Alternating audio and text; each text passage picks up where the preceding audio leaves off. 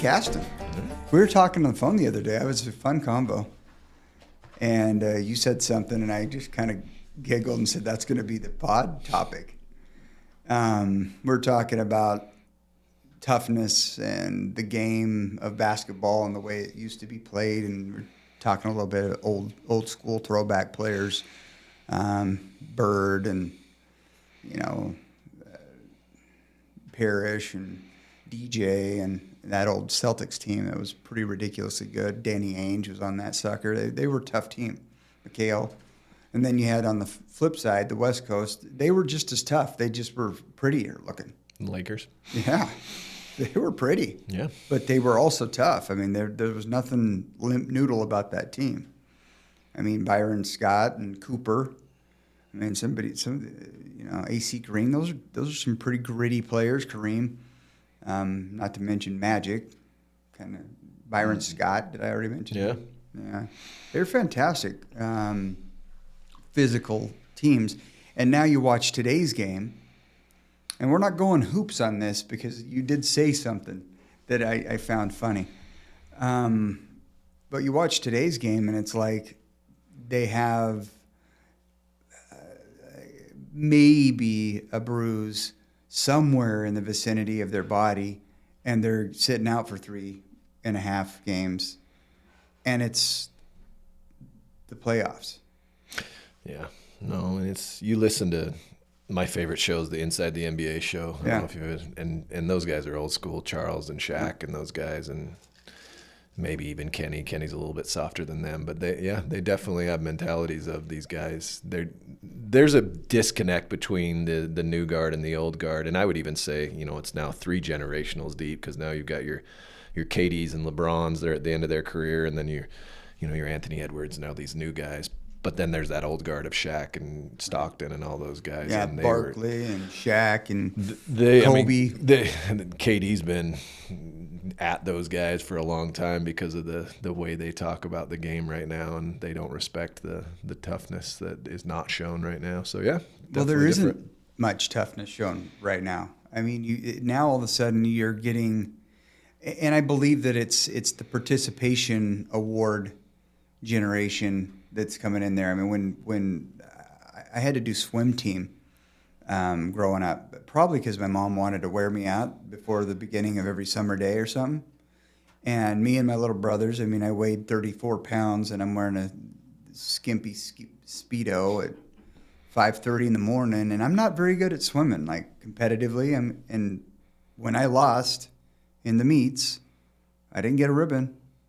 I didn't go home with a sucker or a lollipop. I lost. And it was what they called it. They invented some word that has been around forever when, of course, you're getting made fun of. You suck by your buddies and whatever else.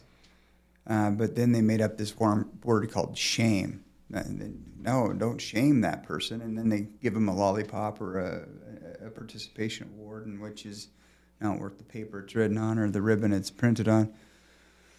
But it makes mom and dad feel better, or somebody feel better about whatever they did. So it just seems that this basketball subject, and I do like that show, Inside the NBA. So we'll throw a plug out to them. This show is actually not sponsored by Inside the NBA, but will be shortly. I see that in our society now. So you do, Arizona firm does tragedy stuff. So you get in a car accident, you've got an ugly criminal charge, you've got an ugly divorce, or all divorces are pretty ugly. I mean, it's just be the way it is. Those are ugly things. And so when you're dealing with people now, it appears that time is in a different concept to our clients at this point. Meaning, when am I going to find that out? When am I going to find that out? When am I going to find that out? And the legal system, as you well know, in your practice, Westover law does, immigration law at the highest level. And that is a long, drawn-out process, too. So the wheels of justice turn slow, whether it's a car accident, whether it's a divorce, whether it's an immigration case of all sorts of different types, or whether it's a criminal offense of all sorts of gravities. I mean, we represent the trespassers, and we represent those that have killed people, or are accused of it anyway, allegedly, and so on, and everything in between. Time, it goes by slowly to get somewhere legally. And it seems that people are more antsy with, why do we not know this yet? It's been 4.5 hours since you've retained us. It's going to take us a skinny second. So that communication, at some point, they do come around. I found in your practice, though, and I'm just kind of spying, like Mrs. Stevens, kind of looking over at your firm across the street there, going, why are all his clients so patient and cool? Because they kind of are. Yeah, I would say 90% for sure. They're a lot. I mean, the majority, 90% is a good number. That's a high batting average. Because they come over here and they become our best clients too. And it's like, they're just a different gear. They don't need to know. No, they weren't given, and primarily they're Latinos. They're not given participation. They eat what they kill, like every day of their lives. And so their mentality is a little bit different. Yeah, I can wait for that. Thank you for communicating, so on and so forth. And they're very respectful and on the go, wherein many, many other folks want to know now, how quick can I get divorced? You guys own 17 properties together. There's 19 different accounts. You have 3 thriving businesses, one in which you started 2 years ago, and the other 2 were started early on in your marriage. This is going to take a minute to unwind this. So then you say, as we're talking about, I'm going to weave this in. You're going to be impressed. This is going to be like one of those balls in the rough that you didn't see it coming. All right. We're going to change gears completely. Totally. Right. I'm about ready to do a nice, sweet approach. Here we go. So you say, when we're talking about the NBA now versus one generation ago and skip back to 2 generations ago, it's gotten soft. And then you said something like safety first. Now, I'm driving my son to school today, and he's got a little bit of look over the fence fever right now. Why do they get to do this? Why do I get left out here? Blah, blah, blah, blah, blah. But he's not looking at the 6,000 things he's got going on that none of the rest of these people he's talking about do. And I'm thinking, all right, how do I figure this one out? How do we get to the point where he is having a good time being him? Yeah, grateful for what he's already got. So I said, you play ball, and when you make a mistake, what does your coach do? He makes me do push-ups or run. And is the coach against you, or is he for you? Oh, he's for me. What's he trying to do? He's trying to help me learn. So that discipline is in your best interest. And he's 12. He's like, yeah. I said, that's reality on reality's terms. That's what life will do. You just have to have your eyes wide open. So just because your coaches are making you run, or you're having to shoot free throws and everybody on your team's running, if you miss it, well, you're going to be at that stripe playing for maybe in a tie game, and you're running out of time on that clock, and that drill just came in super handy, that one you end all your practices with. So to me, it's like this. The safety first movement moved in, and toughness moved out. So what are your thoughts on this part of things? Yeah, so I think it's a product of a few things. One is, you're right, there might be a cultural element to it, depending on how you were raised. the clients that you mentioned of mine that kind of have that patient mentality and a little bit more toughness mentally on dealing with these things, most likely were raised in a campo in Mexico and in a farm where, they got up and dad was not real patient with them and maybe pulled them out of elementary school early to work on the family farm. And it was just duty, right? It was just right. You did your stuff and you worked hard and there wasn't a lot of patience for other things. And they have that mentality of, this is just life. And so they're not as harsh with other people because they just realize it. So I think there's an element of cultural stuff to it and bringing it back to, your child or your son or the MBA or whatever else. I think there's also a product of and you kind of mentioned it and you're helping in a different way than maybe some. It's the support system that's around right now, which again is maybe culturally based or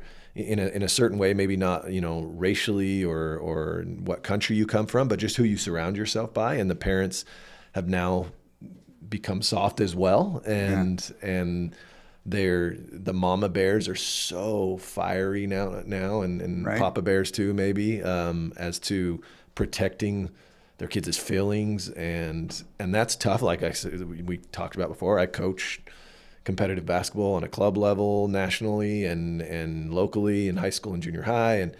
And parents are the worst thing for everything I deal with. I mean, that's the worst thing. It's the parents, and the parents then, are projecting onto their kids concerns that the kids don't even have or don't even think they have.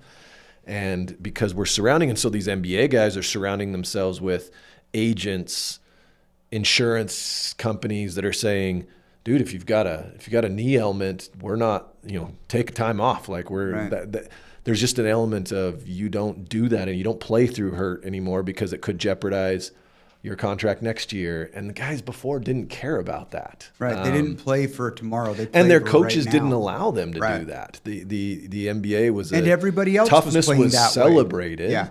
And now we have this, what do they call it? Low workload management is the way they use it in the NBA, which is basically we're going to protect our star players so that they are healthy and rested for the playoffs. And so they get there like the Suns. But like Kawhi Leonard is the biggest example of that. And this is for the last few years. Kawhi has been managed, and the Spurs got, Popovich is an old school guy, and Popovich got sick of the Kawhi deal of resting and taking games off, that they ended up splitting ways because Kawhi brought in his people and the Spurs were like, no, you're fine, play. And it didn't work out, and Kawhi moves on to the Clippers, and so they appease him, and they do this workload management. And Bro's been injured for the last. He's injured this year. Right. He's injured in the playoffs last year against the Suns. He didn't play. Right.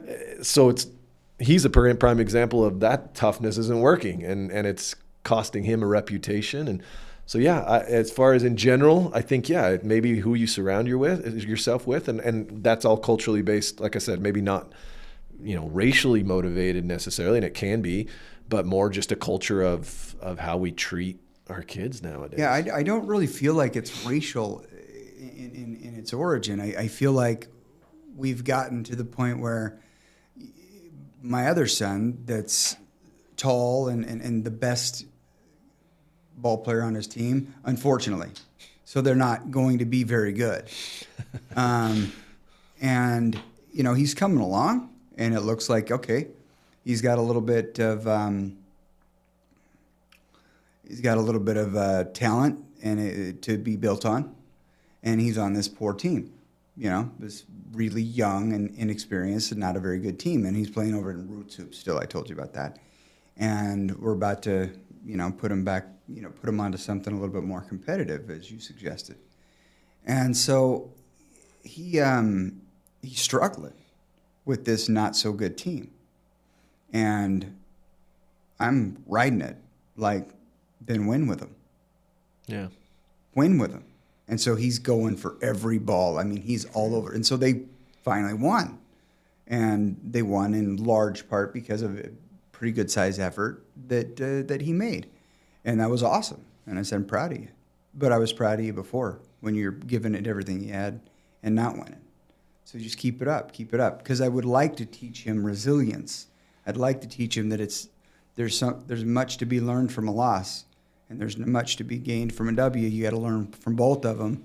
Yeah, that's But the flip side is mom is pissing and moaning about him being on crappy teams all the time and him being this, blah, blah, blah, blah, blah, blah, blah, blah, blah.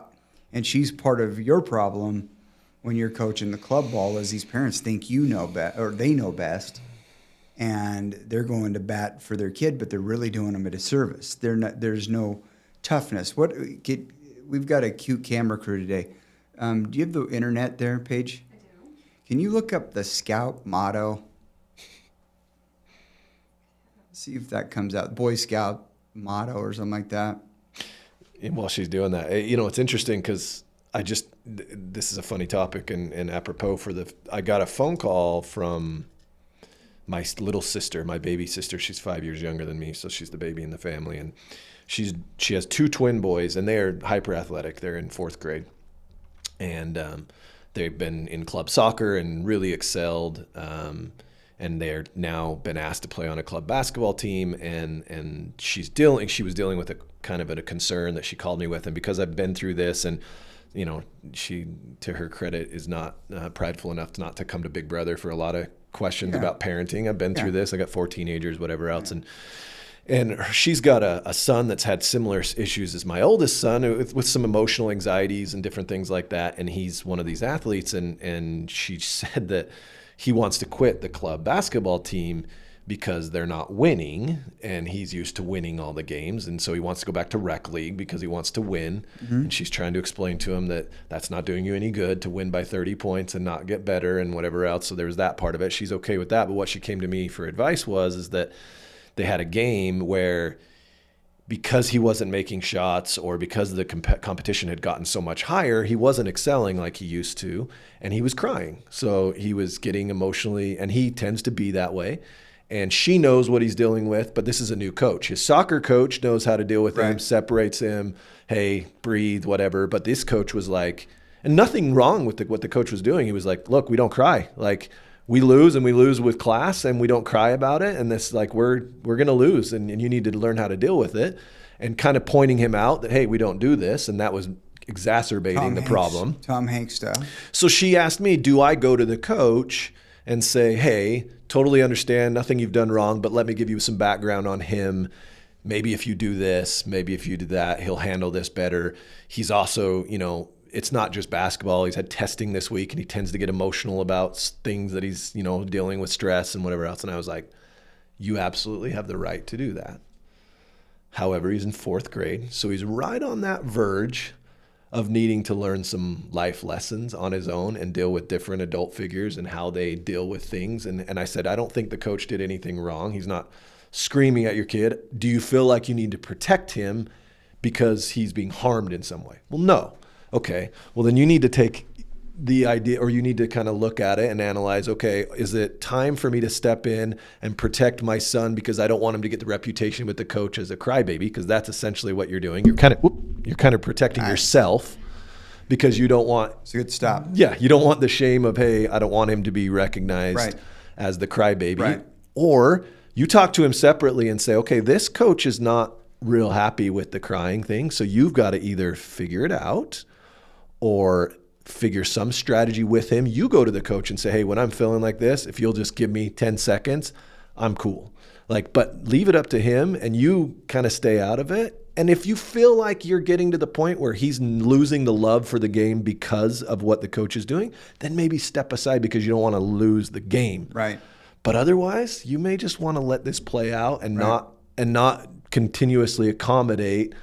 Not that that's wrong that he has anxiety, but he's going to have to deal with it. He's going to deal with all kinds of different people, and he's in 4th grade. And I said, look, you're right on that verge where, 2 years from now he's in junior high. The junior high coaches aren't going to care. Right. I can tell you that. I'm a junior high coach. And then the high school coaches are going to care even less, and they will actually cut people whose parents bring problems or, they show those types of things. They're not going to want to deal with them. And so it was exactly on that topic that you're bringing up of, okay, how as a parent are you going to deal with this? Are you going to go to all the lengths to make sure you're protecting the child? Or are you going to let the child stumble and fall? And then you may have to pick him up You may have to let them know in the future, but I personally told her I didn't think this was the timing yet to do it. It's early on, and That's see good how that he she's adjusts. coming to you. I agree completely. And she's great. She's a mama bear, but she's pretty practical about it. And so I think she listened and she said, okay, I'm going to let it play out and see what happens. Yeah. They need to have experiences like this because it's kind of like an immune system. The more it's exposed to, the stronger it gets. And so the more our children are exposed to, the less bubble wrap we put on them, the more they progress, the more that they develop character, the more that they develop honesty. What does that Boy Scout motto say? The motto or the... Well, you can read whichever one. What'd you pull up? The oath? On my honor, I will do my best to do my duty to God, my country, and to obey the Scout law, to help other people at all times, to keep myself physically strong, mentally awake, and morally straight. Okay, that's the Scout. What was that one? That was the Scout Oath. That's the oath, the promise. So it sounds a lot like that's what was drilled into us as kids. And I don't care if you were religious or not. That's what was drilled into us as kids, as boys specifically. What's the Scout motto? The motto just is Be prepared. Be prepared. And then what is? The law is a Yep. Scout is Loyal, trustworthy. loyal, trustworthy, helpful, friendly, courteous, kind, obedient, cheerful, thrifty, brave, clean, and reverent. Okay, so how many kids can we say are like that now? Like, just go back to the first thing she read. I mean, physically fit. I mean, loyal. And I deal with that on the club. Like the minute, and like I said, it's a product of the kid. It's a product of the parent that the minute the team loses, that somehow the coach's fault, it's somehow not the kid's fault. And so they need to jump to a different team. Right. I mean, I have luckily had a core group of kids that parents understand, parents get it. In fact, the parents are the funniest ones to talk to after. And he's like, will you kick my kid's butt? Because, those are the parents that I love. Yeah. And I've got a Todd Heap and I've got Yeah. some of these old school These guys athletes, know it. right? And they get played, it. They played through a Yeah, in sprained fact, ankle they're the or ones two. pulling me aside and saying, kick my kid's butt and do these things. And so I've got a good group of kids. But then I went and coached the junior high, and it was a totally different experience. I'm like, Right. I've been dealing with these same club kids that have gotten it. And then I had these South Valley kids that the parents were crazy. Isn't it interesting? I just find it interesting. So I'm looking and I'm thinking about when we got spit out, yourself included, but things are starting to get watered down year by year by year after my mom spit me out. And so I still got beat. I still had to run like crazy. The coaches that I'd take bullets for were usually the ones that were the roughest around the edge. Seacott, he was the line coach. What is a line coach going to have to do with a guy like me? Oh, but he did, because he's also conditioning. And so he was feared, but we loved that dude. I mean, loved Coach Seacott. So, and we got a couple of rings because we had discipline. And character mattered. And we were disciplined because we did not have character. And when we displayed those things, that's just what happened back then. But then a little bit of water creeps in, a little bit of, hey, you got to wear your seatbelt. I'm not saying anything bad about a seatbelt. I'm just saying, okay, now you got to wear a helmet when you're riding a bicycle. That one weirded me out. I got to be straight, and I'm sure we're going to take some flack out there, but I'll take it for us because you didn't say it. I did. I think it's ridiculous. And then there's all these just a play date. We've talked about kids that don't before. kids don't call their own friends. Right. You arrange it through the parents. It's like, what in the Sam? How much? Nobody just rides their bike to the store. We're crate training losers. I mean, when I had, do you know what we called the fat kid in our class? The fat kid, because there's only one of them. Do you know what we called the kid with the glasses? The nerd, because there's one of them. Now they're all fat and got glasses.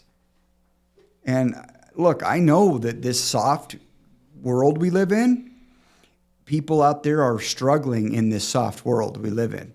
Far more because of the lack of those scout little things. Because when I was born, I was looked on day one as the next murderer, mass killer, delinquent, or whatever. Boys needed that structure. Boys needed that constant barrage. And if I wasn't getting it from my dad, I was getting it from the neighbor's dad or my uncles or my coaches or wherever I went or my teachers. It was a very different day. If you won a blue ribbon, you won that thing. If you won the red, you were ticked you didn't win the blue. Yeah, and I think there's, look, I'm not going to, we come from different generations and we're going to get different perspectives. And I think that there is value to all different things where you can derive the value. And so I love that my kids would be appalled about you saying there was a fat kid in class. Yeah. I love that my kids recognize that and kindness. Kinder. Yeah, that they're kinder. And fully accountable for the fact that, sure, when we were growing up and the popular crowd definitely didn't want to be seen with right. certain kids. And I look back and go, God, you're an a-hole. Yeah. Like, why did you do that? Yeah. And I'm proud of my kids for not doing that. Right. So I like that value.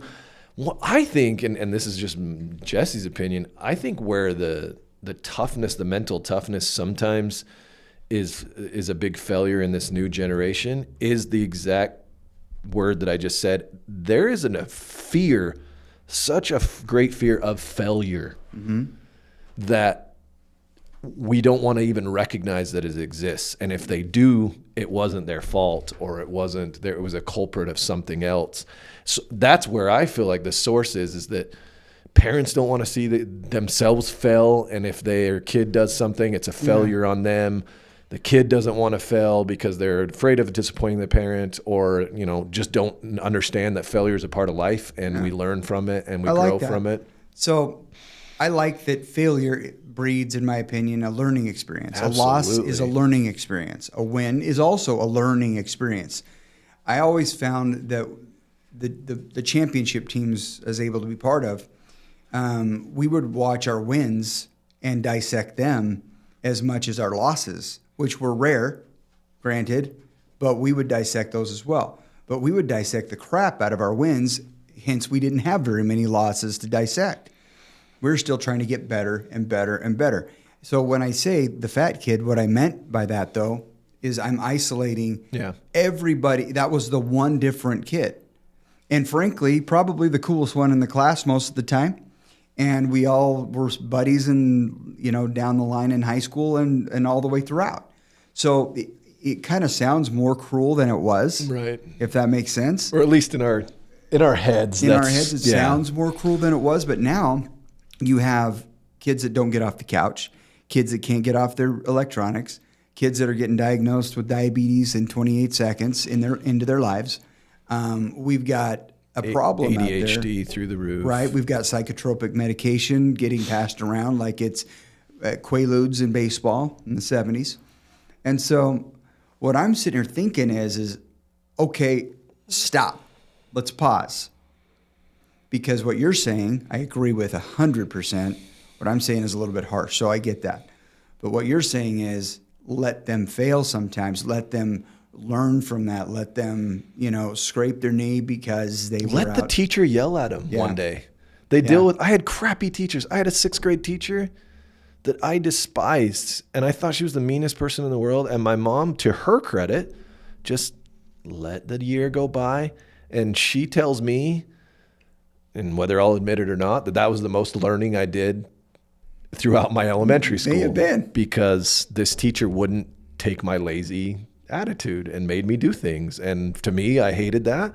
But it's where, like you said, with your football coach, is where you got the most growth. And these, like I said, we protect our kids, and I try not to. I try to be, and my wife sometimes and I battle with this. If there's a note that comes home that says, hey, your kid did this, sometimes my wife's immediate reaction is like, there is no way. This teacher is crazy. Let's go down and talk to her. And I'm always like, I want to talk to my kid first. Yeah. Let's find out where this is. This out. And then usually the kid, there's a part truth to everything, and the kid's obviously never taking full responsibility. And I let my kids burn sometimes in that situation. And maybe that's, other parents would disagree with me, but I think coming to bat for your kids all the time when they deal with hard people, hard things, it just does them a disservice. There's common pieces to every generation, and that note being sent home. So here's that note being sent home for me. I'm getting beat. Okay, I am, no matter what. But so what? I was going to get spanked anyway for whatever else I did that day. So beat's a bit strong of a word nowadays. Spanked. My old man could give good ones though. Yeah. My mom, that was the worst because she'd miss and hit you in the top of the back or the thighs, and if it was way worse, we'd like beg her to let Dad do it. But anyway, when we get home, or when that letter got sent home, my dad, because I'm full of crap and I'm making things up, and like you said, part truths and from my perspective, and I'm being picked on, and so on. Diluted kid's perspective. And my dad wouldn't even have any of it. He'd say, I don't care. Bring me results. Don't bring me excuses. I don't care. You have to go to that school every day. Make it better. And my parents were not, I think I got spanked twice in my whole entire life. So that physical thing wasn't theirs, but the accountability, which I think is the same thing, whether it's done physically or mentally. Right. Mine, like, for example, I still remember a story when I was in 5th grade. I was a smart kid, but I did not want to let anybody know that I was a smart kid. Right. So there was a program that was this honors program. They called it Reflections. And you could enter in musical compositions or poems or art or whatever else. And my mom always made me do it. And I hated it because I usually won. And then I had to go out in front of the school and go to some state competition and stuff I did not want to do at 5th grade. I was too cool, blah, blah, blah. Right. So 5th grade, I did the whole work. What a musical composition, I think, because I took piano lessons, wrote a song, whatever. Did not turn it in. Told my teacher that I turned it in. Told my mom that I turned it in. Came through the grapevine that I had lied to my teacher and didn't turn it in. Didn't participate that year. And to me, I was like, this was extracurricular anyway. Who cares? Right. But the point and the principle was that I had told my teacher something that ended up being a lie. I didn't get beat, but what I did end up having to do was write a letter to my teacher, take my own money, buy her flowers, bring it in front of the whole class to apologize for having lied to my 5th grade teacher, which was probably more embarrassing and more painful than the spanking that you got. I would have probably rather had that because then it was not only am I publicly apologizing, it's to a female teacher in a weird situation, being a 5th grade boy that's not supposed to like girls at the point. And there was just a whole bunch of stuff that was embarrassing to me. But man, I can remember that story. I can remember that feeling today as a 43-year-old man that happened. And it was accountability. I had failed. She let me burn for it. And I had to be accountable for it instead of just ignoring it and telling the teacher sucked anyway. And, and that's what I see nowadays. So I'm blowing a whistle then because we need parents like that. Your mom's a stud. Absolutely. Absolutely a stud because you learn that and you're sitting here rapping it out. Sure. Here we are. We had, and you probably have a list and a half of angels along the way. Good examples, good people in your lives that steered you, bumped you in the right direction in this pinball machine we're all in, right? I have this football coach early on. He's my uncle, Todd Workman. So now it's out there. The late Todd Workman, rest his soul. He's awesome. And I'm hanging out with my first cousin, Ben. And I won't go with last name on Ben. Everybody loves Ben now. And Ben's like 6'6", and we're like 12. Ben ends up tapping out at 6'8", so he didn't do bad for himself height-wise. Yes, we're first cousins. Don't know what happened. A little bit duped. I have a little tiny short mama. He doesn't, and he has a giant father. So anyway, but he weighs maybe 140 pounds, 150 pounds, so he's not holding the weight well. He's like a noodle. And I decided to give the cook at a football camp the bird because they shut off the feeding time and we were late because we were probably jacking around, and I give him the bird. Cook tells the coach, some young kid, some really tall, skinny kid, wasn't very hard to figure out which one did it. Because we're at a seniors football camp. We're lucky to even be there, right? So 12-year-old, and I ran 1,000 yards of belly floppers. Every time that whistle hit, and this is a practice field up in north Arizona, northern Arizona, where the oxygen is limited, and I'm bleeding from my neck all the way down. And Ben passes out somewhere around the 500, about halfway mark. I finished the 1,000 yards, and then I had to go run 10 hills. And then I had to go behind a tree and make my peace with the coach, the head coach, and then back to the coach, then back to the cook. And that's how that went. I haven't given the bird since. Since. Yeah, you learned. Yeah, I'm just not doing that. Every time I am even tempted, I think of those belly floppers. Had to apologize to the entire camp as far as the students that were there, because I had misrepresented or poorly represented them. Man, did I learn a lot there. All I'm trying to do is blow a whistle to your mom, to my dad, to us, you and I. I hear too often that my kids, and I'm sure you've heard it as well, from older generation. So my dad's generation, my dad, I'm talking about my dad right now. They have it so hard, he says to me. And I think, yeah, you're right, okay. And in the moment, that starts rolling around in my brain. What the hell did they have that's so hard that we didn't have, and that they didn't have, and that generations past didn't have? We always say that they have it worse than we did, and they have it worse than we did. But wait a minute. What about walking to school uphill both ways, snowy, and all that jazz? We need that toughness of the generation of 2 basketball generations ago to bleed into and to add to the fabric of this generation. We need this fabric to toughen up a little bit. And we need that older generation, starting with ourselves and then looking at our parents as well. We need them to not be so accepting of the note home or the little white lie to get you out of this or that or the other. Not be so accepting of that, and help build character and strength through character with the generation now. You don't have to deal with that quite as often in business, because they come in and they're a hardworking bunch that are fairly patient culturally.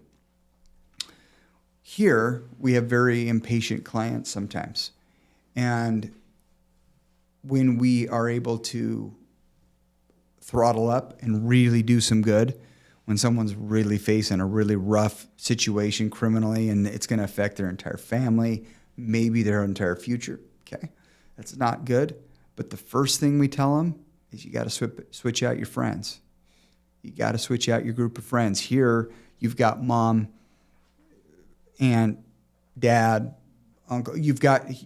When something hits the fan, you kind of find out who your friends are. And you need to start building on that. And in that regard, we've seen lives change.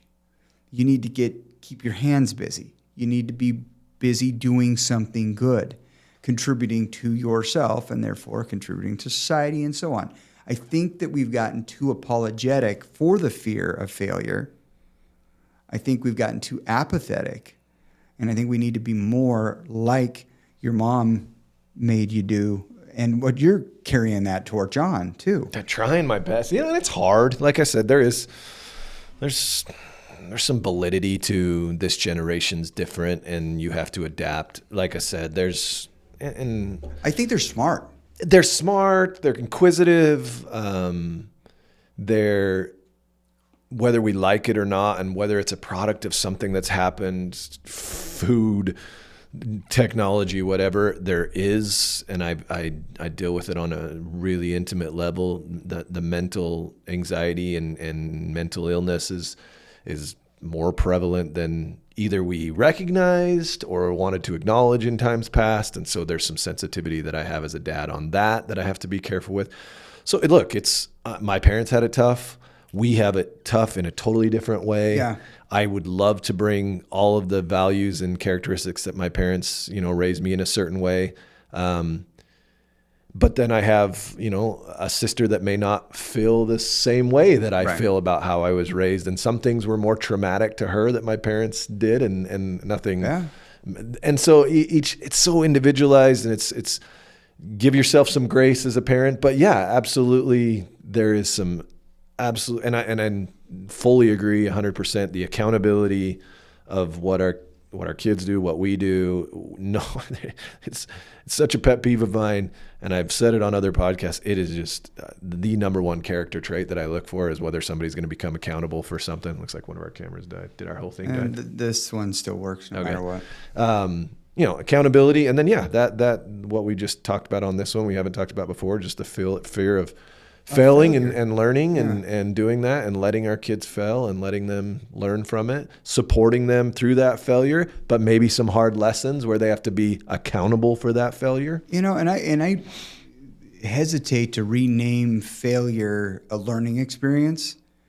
I don't really dislike the name failure. I don't dislike that word a loss. I don't love it either, but it is what it is. I mean, sometimes the chips don't fall your way and you lose. And so what do you learn from it? And some losses are bigger than others, and some are more consequential than others. Let's bring it back to work. I'm dealing with that this week. I have an attorney in my office, and she feels terrible about it. There was a small mistake made on a case, a deadline that was missed, and it caused a consequence to the client. And look, it's happened 2 or 3 times in the 20 years that I've done things. One time it was my mistake and I was able to remedy it, but it was a failure and I have never done it again. And I told her, this is a failure. This is going to be the biggest learning experience for you to do it. So now remedy it, fall on the mercy of the court, and it's going to be fine, but just don't let it happen again. That's the issue that you deal with. And you can, I've had attorneys want to quit that day that happens because they don't want to deal with the embarrassment and the accountability of it, and it's easier to walk away from it. And I see that, that our immediate response is, oh no, nobody's going to like me. Right. This is going to suck. Right. And good for her. She may have had that thought for 10 seconds and then, okay, how do I deal with it? Yeah. I need to own this and I need to move on from it. And I guarantee that it's going to be, if it happens again, it's going to be really, really rare, because usually if it's me, at least, it only takes one time for me to be embarrassed. Right. And then I don't do it again. Yeah, I don't, and I don't think that you're a good advocate if you've, or at least not an experienced one, that hasn't had to go to a judge and say, I messed this up. Yeah, I mean, we deal with thousands of clients a year, and it's going to happen. And as a boss, I've maintained my employees, because when these things happen, we own them, we pay for them, we tell the clients, hey, this was our fault, we're accountable for it, we're going to fix it. Well, we're going to be in front of these judges and in front of or with these prosecutors hundreds and hundreds of times. And so when you reach out and go, I made a mistake, I messed up, but I kind of like you, once something burns in there, it's like, that's not happening again on my watch. And you change procedures, you do things. When you're on the other end of a prosecutor messing up or a judge, hope that you give them the same. You same. do the same thing that they've done. You say, okay, understand that was a timing thing. And this is exactly what's going to happen on this one. It's up to the It's up to my DHS attorney to help me out with this. And I kind of came and said, hey, I'm going to plead on the friendship that we've had for a while, and this is just a new attorney that's only had less than a year practicing, and sometimes these things happen. And I don't want to say, and if I have to respond saying, by the way, I've let this fly with you 4 or 5 times. Right. I hope it doesn't come to that. I hope they realize that. Some people are different than others, but that's true. But it is in the ultimate best interest of all of our clients, period, is that character that they hired. They didn't hire, some miracle making thing. They hired a character. And I'm not going to blame it on them because there's some client accountability on this mistake Sure. that happened. Yep. I'm not going to blame it on them Sure. and say, I'm going to run away from your case. Right. You guys. 'Cause I see that too blah, blah. often. Sure. I've seen that too. And it just is what it is. With good character, with stick-to-itiveness, and just learning from those losses and the wins. No, and they like you said in football, mine heavily outweigh the few mistakes. But what I don't love is that when those few mistakes happen, they then snowball into trying to cover Momentum. them and trying to and then the whole thing unravels. So Yeah, that momentum thing can really bite, can't I it? just had a friend that I just looked up got disbarred, and it was a kid I went to high school with that went to end up going to the same law school, and it's just hard to see what ended up happening, and you could see it in the bar complaint of like just a pattern of something was going on personally, or missing deadlines and trying to cover it and knocking on people's door asking for cash and different things like that. It's the trying to cover it part that's probably got him worse than anything else. So it's too bad. Look, it's a tough industry. It's tough. I mean, the bar is completely interesting as well. Yeah. So let's leave that for another day, though. But I do like the idea of recognizing the unique qualities of who we're raising and who we're also employing.